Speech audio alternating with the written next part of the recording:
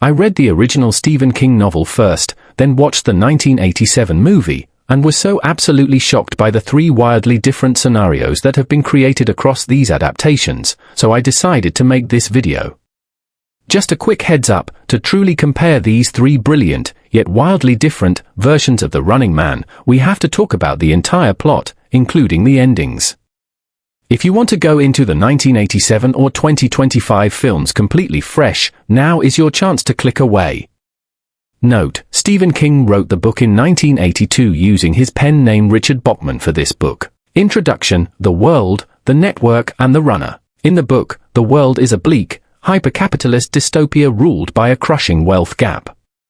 The poor are desperate and starving, breathing polluted air. Ben Richards has a persistent cough, and kept docile by a constant stream of violent, sensationalized game shows broadcast by the network. The network runs several deadly game shows. The Running Man is the flagship, survive 30 days while being hunted for a prize of $100 per hour and a $1 billion grand prize. The runner is Ben Richards, a 27-year-old, intelligent, but poor man. He is driven by raw desperation, his family is starving, and his infant daughter, Kathy, needs extremely expensive, black market medicine for a severe flu. Movie from 1987, starring Arnold Schwarzenegger. The world is a colorful, 1980s vision of a near-future authoritarian America. Media is completely controlled, and history is rewritten to justify a police state. The dystopian elements are secondary to the spectacle. The game is a highly produced, arena-based sport, a clear nod to Roman gladiatorial combat, hosted by the charismatic Damon Killian. The runner is Ben Richards, a muscled, framed police pilot who refused to fire on civilians during a mass protest. He is not desperate for money but is a political prisoner, forced to run for revenge and to expose the system's lies. Movie from 2025, starring Glen Powell. The world is a modern, media-saturated dystopia where authoritarian control is subtle and constant, exercised through omnipresent cameras, tracking apps, and the gig economy. The setting is grounded and reminiscent of the book's poverty. The game, hosted by Dan Killian, is a slick, highly produced global event, tracking Richards across the country using drones and social media bounties. It blends the book's long chase with modern surveillance. The runner is Ben Richards, a working-class man who has been blacklisted due to a workplace incident. He is trying to win money to buy vital medication for his sick infant daughter, making his motivation highly faithful to the original novel. The casting and how do they get into the game? In the book, medical and IQ tests. The network runs comprehensive medical, psychological, and IQ tests. They are looking for runners who are physically fit to ensure a long chase, but intellectually weak enough to be easily manipulated and ultimately fail. Richard surprises the assessors by scoring highly on the IQ test. He is briefly sidelined but still accepted because of his intense desperation and willingness to sign away his rights. It's a bureaucratic, dehumanizing process. Movie from 1987, no casting, forced recruitment. There is no casting or application process. Ben Richards is a political prisoner at a labor camp. Richards and two other prisoners are captured while trying to escape. They are forced into the game by the network as a means of disposal and televised propaganda, making him a symbol of anti-government dissent being crushed. Movie from 2025, Squid Game vibe. The film emphasizes the voluntary desperation of the applicants. The casting process is a massive, degrading public spectacle in a stadium, closer to the mass application scene in Squid Game or Black Mirror. He waits in line with thousands of others, all of whom are poor and hoping to trade their lives for their families' futures.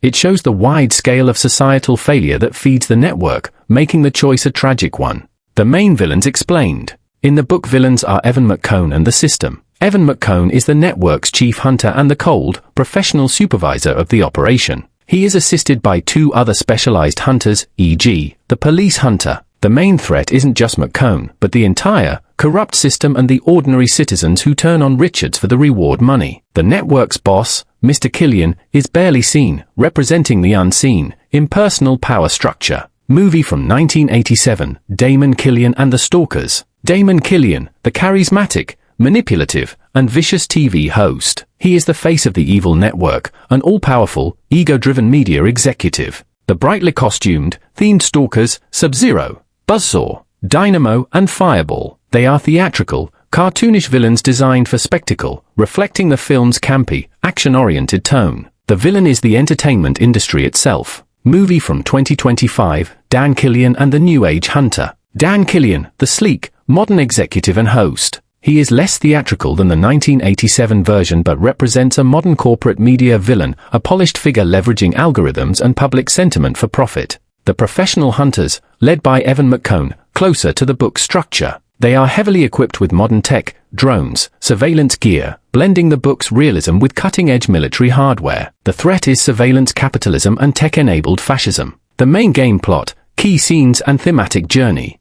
In the book, The Grueling 30-Day Chase, Richards is given a head start and 4 days' worth of supplies. The chase is immediate and brutal. Richards must provide records every day or he will not gain money but still be hunted. He struggles with paranoia and constant fear. He connects with anti-network resistance fighters who offer assistance, but he is wary of them. Richards meets a woman named Amelia Williams who helps him escape. He discovers the network has fabricated the news of his wife and daughter's death to push him toward a final, desperate act. Movie from 1987, The Arena Battle. Richards and his fellow runners are given brightly colored uniforms and introduced in the packed stadium. The game takes place in several zones with different environments where the stalkers hunt them. Richards is helped by Amber Mendez, a captive woman who proves his innocence by helping him broadcast the truth. The focus is on action, stunts, and defeating the stalkers one by one. Movie from 2025, The Media-Driven Marathon. The public is encouraged to report Ben's location and receive bounty for his capture, making the populace complicit in the hunt, a faithful echo of the book.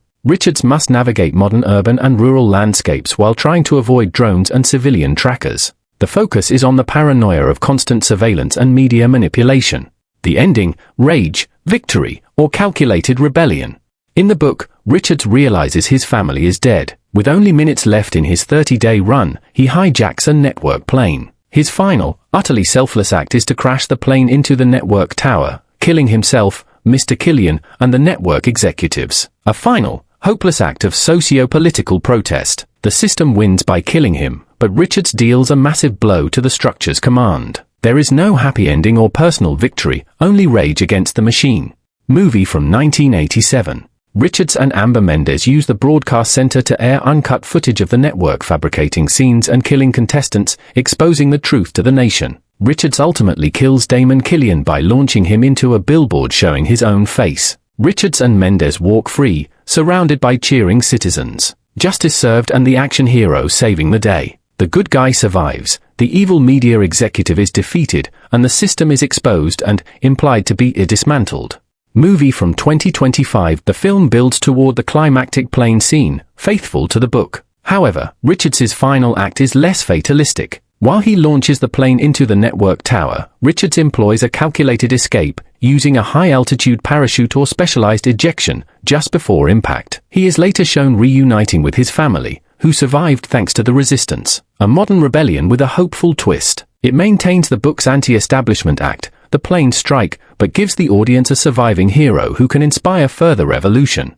Ultimately, the Running Man concept serves as a perfect cultural barometer. The 1982 novel was a savage, nihilistic indictment of Reagan-era poverty and media indifference. The 1987 film softened that edge into a flashy, one-liner-filled action vehicle designed for pure entertainment. And the 2025 version, by restoring the original's desperation and social commentary while updating the technology, gives us the modern dystopian hero we need, one who fights the system with both rage and calculation, proving that the only consistent truth across all three versions is the enduring power of televised rebellion. Now it's your turn. Which adaptation best captures the terrifying spirit of the Running Man? Let me know in the comments below. Is it the book's unrelenting grimness, Arnold's iconic action, or the promised return to form with Glen Powell? Don't forget to like and subscribe for more deep dives into book-to-screen adaptations.